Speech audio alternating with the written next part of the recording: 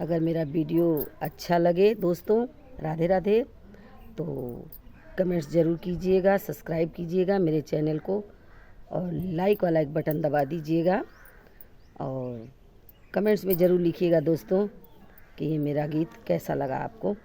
ये गीत है द्वार पूजा पर का ही गीत है। इसको दरवाजे पे बारात आती है तो महिलाएं इसको गाती हैं और ये हमारे भारतीय संस्कृति की परंपरा है।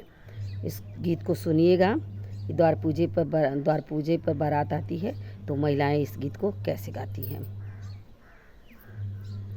हल चल भइले नगरिया में, भइले नगरिया में, पूजा होला बड़ी भारी जी। हल चल भइले नगरिया, भइले नगरिया वे, आवे बरतिया बड़ी भारी जी। एही रे बरतिया में आ जनया वेला बा, जनया वेला, तमुआ में नाच होला भारी जी।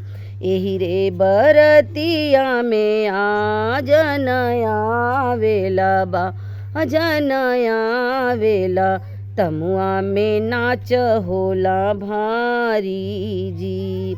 हल चल भइले नगरिया में, भइले नगरिया में, आवे बरतिया बड़ी भारी जी। एही रे बरतिया में अतिथि गण आइले, अतिथि गण आइले हो। समधी लोग सब समधी लोग आवेला अधिकाई जी।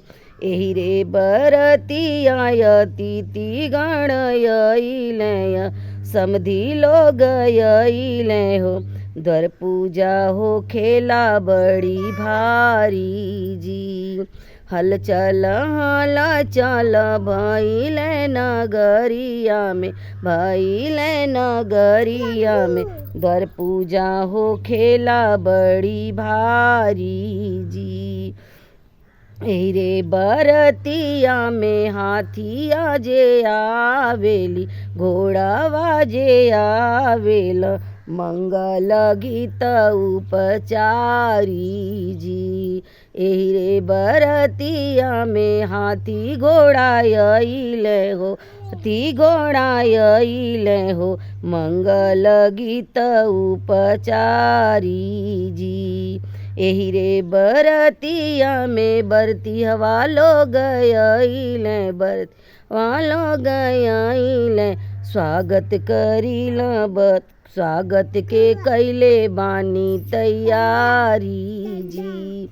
हल चल भइले नगरिया हो, भइले नगरिया में, द्वार पूजा हो खेला बड़ी भारी।